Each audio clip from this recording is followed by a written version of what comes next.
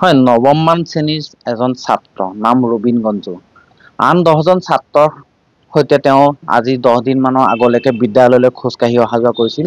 কিন্তু সামান্য জ্বৰ হোৱাৰ পিছতে তেওঁ এতিয়া বিচনাৰ পৰা উঠিব নোৱাৰা এক পৰিৱেশৰ সৃষ্টি হৈছে। তেওঁৰ ভৰি হাত সম্পূৰ্ণৰূপে বিকল হৈ পৰিছে আৰু এতিয়া অসহায় হৈ পৰিছে তেওঁৰ পিতৃ মাতৃ, কিয়নো দৰিদ্ৰ পৰিয়ালটোৱে চিকিৎসাৰ ক্ষেত্ৰত যথেষ্টখিনি অসুবিধাৰ সন্মুখীন হৈছে। আমি পোনে পোনে দৃশ্য দেখুৱাম ৰবীন গঞ্জুৰ যি বাসগৃহ, সেই বাসগৃহত বৰ্তমান উপস্থিত আছো আৰু এইজনেই নৱম শ্ৰেণীৰ ছাত্ৰ ৰবীন গঞ্জু। চিকনি বৰহোলা উচ্চ মাধ্যমিক বিদ্যালয়ত তেওঁ অধ্যয়ন কৰিছিলে আৰু আন 10জনৰ সৈতে সমনীয়া আন 10জনৰ সৈতে তেওঁ বিদ্যালয়লৈ খোজকাঢ়ি অহা যোৱা কৰিছিল। কিন্তু সামান্য জ্বৰ হোৱাৰ পিছতে তেওঁ বৰ্তমান ভৰি হাত বিকল হৈ পৰিছে আৰু এতিয়া উন্নত চিকিৎসাৰ বাবে অসহায় পিতৃ মাতৃয়ে চকু পানী টুকিব লগা এক পৰিৱেশৰ সৃষ্টি হৈছে। আমি দেখুৱাইছো এয়া হৈছে চিকনিৰ এই ৰবীন গঞ্জু আৰু হঠাৎ তেওঁৰ হাত ভৰিবিলাক বিকল হৈ পৰাত এতিয়া চিন্তিত হৈ পৰিছে পিতৃ মাতৃ। আমি পোনে পোনে পিতৃৰ লগতে কথা পাতিম।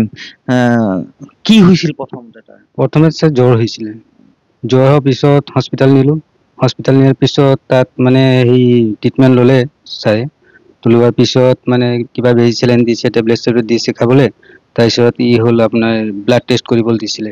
ব্লাড টেষ্ট কৰাৰ পিছত মানে কি হ'ল, ৰিপৰ্টটো চাই পেলাই কৈছে বোলে নৰ্মেল আছে বোলে। তো নৰ্মেল হোৱাৰ পিছত মানে কিবা এটা ৰেফাৰ বুলি লিখিছে ক'ৰবাত, কি হায়াৰ চেণ্টাৰ বুলি আছে, এই তাত নিব দিছে। ইমান টকা পইচা নাই যে তাত মই নিব পাৰো ইমান সোনকালে। তো পইচাখিনি এৰেঞ্জ হ'লেহে মই নিব পাৰিম। সামান্য জ্বৰতে ভৰি হাত কেনেদৰে বিকল হৈ গৈছে? সেইটো ময়ো নাজানো, এতিয়া ডক্তৰেহে জানিব সেইটো। কি ক'ব? এতিয়া আৰু কি ক'ম, তাকে এতিয়া আৰু ক'ৰবাৰ পৰা সাহায্য তেনেকা পালেহে মই নিব পাৰিলোহেঁতেন। চৰকাৰে যদি কিবা এটা সাহায্য দিলে হয়। স্থানীয় বিধায়কক কিবা ক'ব নেকি? বিধায়ককতো মানে আমাৰ গাঁৱৰ এজন আছে, এই শংকৰ তচা বুলি, খুৰা বুলিয়ে মাতো। তেখেতে কালি সন্ধিয়া আহি চাই গ'ল।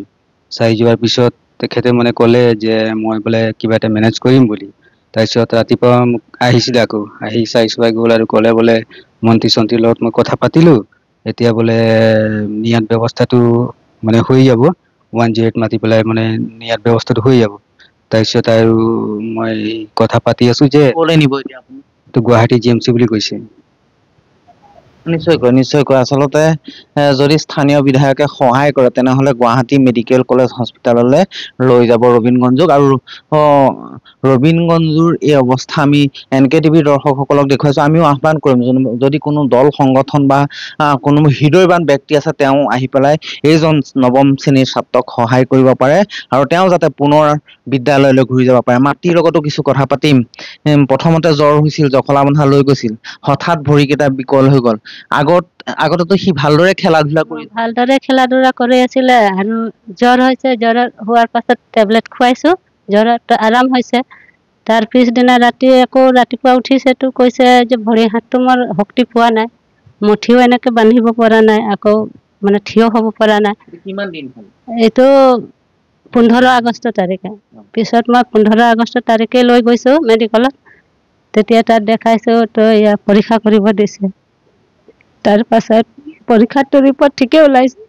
তো এতিয়া কৈছে ভাল ডক্তৰক দেখাবলৈ। তো সেইবিলাকতো আমাৰ হাতত নাই এতিয়া। আৰু এনেইতো আয়ুস্মান কাৰ্ড আছেই, তো লোৱা ব্যৱস্থাটো আৰু তাত থকা ব্যৱস্থাটো সেইটো মানে নাই। খোৱা বোৱাটো আৰু অকলেতো যাব নোৱাৰো, মানুহতো লাগিবই হাতত, সেইটোৱে। আচলতে মাতৃৰ দুচকু সেমেকি উঠিছে। উঠিবৰে কথা, কিয়নো 10 দিন আগলৈকে পুত্ৰই খেলি ধেমালি পাৰ কৰিছিল, কিন্তু সামান্য যি জ্বৰ হ'ল, জ্বৰৰ পিছত এতিয়া শৰীৰৰ বৰ্তমান শক্তি নাইকিয়া হৈছে। দুভৰি লগতে দুখন হাত চলাচল কৰাৰ ক্ষেত্ৰত যথেষ্টখিনি অসুবিধাৰ সন্মুখীন হৈছে। আৰু এতিয়া ৰবীন গঞ্জুৰ পিতৃ মাতৃয়ে এটাই আহ্বান কৰিছে যে কোনো যদি সুহৃদয়বান ব্যক্তি ওলাই বা স্থানীয় বিধায়ক বা দল সংগঠন আহে, তেনেহলে ৰবীন পুনৰ সুস্থ হৈ উঠিব আৰু পুনৰ বিদ্যালয়লৈ যাব পাৰিব বা খেলা ধূলা সমনীয়াৰ লগত কৰিব পাৰিব। এতিয়া পিতৃ মাতৃয়ে সেইটোৱে আহ্বান কৰা দেখিবলৈ পোৱা গৈছে যে কোনো লোক আহক আৰু তেওঁলোকৰ যি পৰিয়ালটো আছে সেই পৰিয়ালটোক সহায় কৰক।